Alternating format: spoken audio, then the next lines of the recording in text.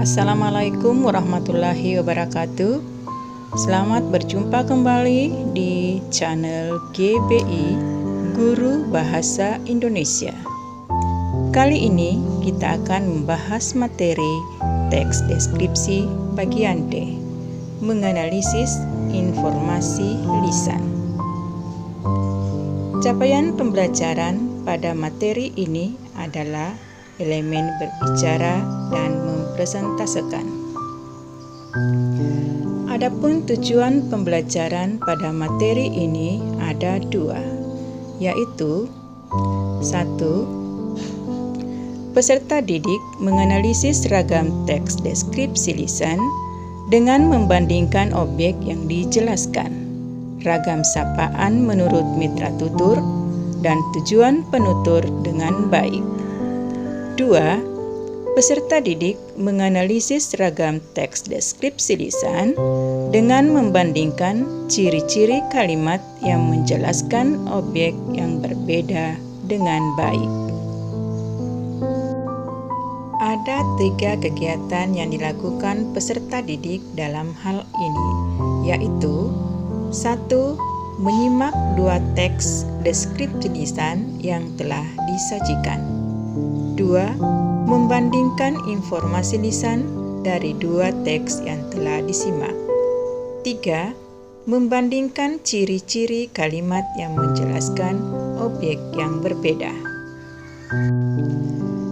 Silakan Ananda buka buku paketnya halaman 22 sampai 27.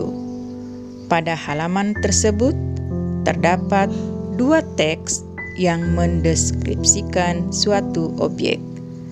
Namun, sebelum Ibu membacakan kedua teks tersebut, Ibu berharap Ananda semua memfokuskan pada materi tersebut.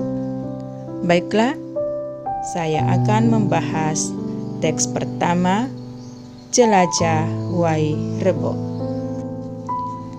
Jelajah Wai Rebo. Selamat siang kakak-kakak, bapak, ibu.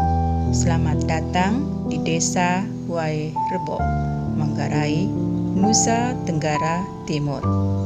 Saat ini kita berada di ketinggian 1.200 meter di atas permukaan laut. Karena itu, desa Wai Rebo ini sering dijuluki desa di atas awan. Nah, hari ini kakak-kakak, bapak ibu akan merasakan pengalaman baru. Kakak dan bapak ibu akan merasakan tidur di salah satu dari 7 baruniang yang ada di desa ini. Nah, mungkin kakak, bapak, ibu bertanya-tanya, baruniang itu apa ya? Bapak, ibu, lihat rumah-rumah yang ada di depan kita ini. Ya, ini adalah rumah tradisional khas Manggarai. Baru artinya rumah, dan niang artinya tinggi dan bulat. Coba kita perhatikan. Di depan kita ini ada 7 baruniang berbentuk kerucut dan tinggi yang hampir sama. Ada yang tahu mengapa jumlahnya 7? Ya, angka 7 menunjuk kepada 7 arah gunung di sekitar desa yang dipercaya sebagai pelindung desa. Ini menunjukkan bahwa masyarakat di sini sangat menghormati leluhur. Dengan melestarikan budaya, mari kita lihat lebih dekat rumah-rumah ini ya. Mari mendekat kemari semuanya. Nah, seperti kakak-kakak dan bapak ibu bisa lihat, baruniang terbuat dari beberapa jenis rumput lalu dilapisi ijuk atau serat pohon palem. Bahan-bahan ini merupakan bahan pilihan agar baruniang kuat menahan serangan angin dan air hujan. Silakan bapak ibu sentuh dinding rumah ini. Terasa kokoh kan? Setiap baruniang memiliki 5 tingkat, Bapak Ibu. Semua ditutupi atap dan setiap tingkatnya memiliki jendela kecil. Tingkat pertama disebut lutur atau tenda, yaitu tempat tinggal para penghuninya. Di sini seperti Bapak Ibu lihat, terdapat perapian dan dapur yang terletak di tengah rumah. Dapur ini berfungsi menahan air serangan rayap dengan memanfaatkan asap yang dihasilkan ketika memasak. Sekarang, mari kita ke tingkat 2. Kalau kakak-kakak dan bapak ibu perhatikan, tidak ada paku, besi, dan beton pada rumah tradisional khas Manggarai ini. Bangunan ini dibangun dengan cara ditanam, diikat, dan dipasak. Nah, inilah tingkat ketiga atau yang biasa disebut lentar. Lentar berfungsi menyimpan benih jagung dan tanaman untuk bercocok tanam lainnya. Mari kita naik lagi. Ada yang tahu tempat apakah ini? Ya, benar sekali. Di sini adalah tempat menyimpan cadangan makanan ketika panen dirasa kurang berhasil. Tingkat keempat ini disebut juga lemparai. Kita akan naik sekali lagi menuju tingkat terakhir atau yang juga disebut sebagai hekang kode. Tingkat kelima ini merupakan tempat menyimpan sesajian untuk para leluhur. Mari kita turun kembali. Perhatikan langkahnya ya, kakak-kakak, bapak, ibu. Nah, bagaimana? Sepertinya semua sudah tidak sabar ingin menginap. Sampai hari ini, baruniang masih digunakan untuk berkumpul, melakukan ritual, dan berdoa bersama setiap hari Minggu pagi. Demikianlah tadi pembahasan teks pertama tentang jelajah rumah adat di Manggarai, Nusa Tenggara Timur. Nah, Ananda sekalian, mari kita lanjutkan di pembahasan teks kedua tentang jelajah rasa di Lampung.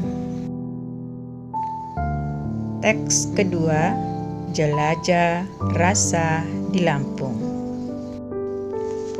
Hai teman-teman, kalian tahu kali ini aku berada di mana? Ya, tepat sekali. Kali ini aku berada di sentra keripik pisang Lampung, di Jalan Pagar Alam, Kota Bandar Lampung yang terkenal dengan sebutan Gang PU. Kalau kalian lihat nih, di sisi kiri kanan jalan ini, hingga 2 km ke depan, ada ratusan penjual keripik pisang aneka rasa.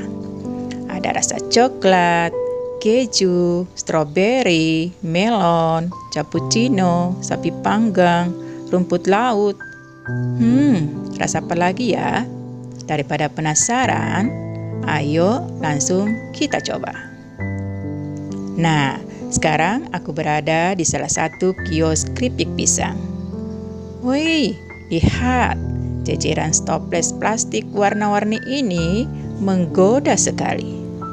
Namun, aku mau coba rasa keripik pisang yang paling jadi andalan dan paling dicari wisatawan, yaitu keripik pisang coklat. Kalian bisa menebak mengapa keripik pisang coklat ini paling laris? Wow, lihat, keripik pisang ini betul-betul tertutup semua oleh bubuk coklat loh.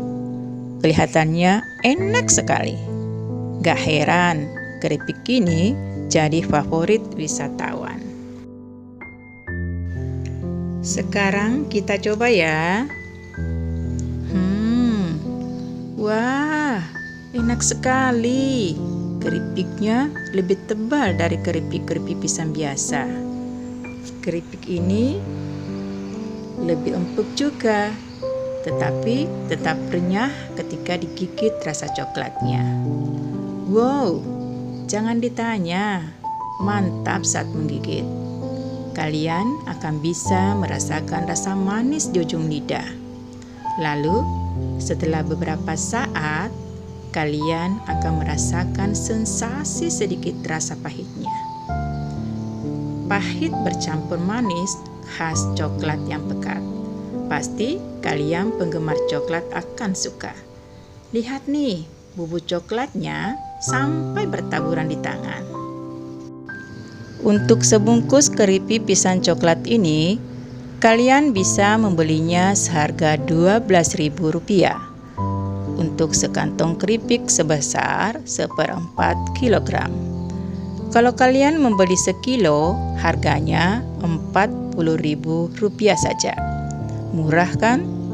Nah, kalau kalian main ke Lampung, sempatkan datang ke surga keripik pisang di Gang Pasar Alam ini ya. Sekarang aku mau coba rasa lain dahulu. Dah. Nah, Ananda sekalian, kalian telah menyimak kedua wacana teks deskripsi di atas. Sekarang, bandingkan kedua wacana tersebut dengan mengisi tabel dan menjawab pertanyaan berikut ini. Ananda sekalian, pada tabel berikut ini, Ananda harus kerjakan secara bersama-sama dengan kelompoknya. Jadi, jawabannya didiskusikan ya, sesuai dengan yang terdapat pada kedua teks tersebut. Dan setelah selesai dikerjakan, silakan presentasikan di hadapan kelompok lain. Selamat mengerjakan.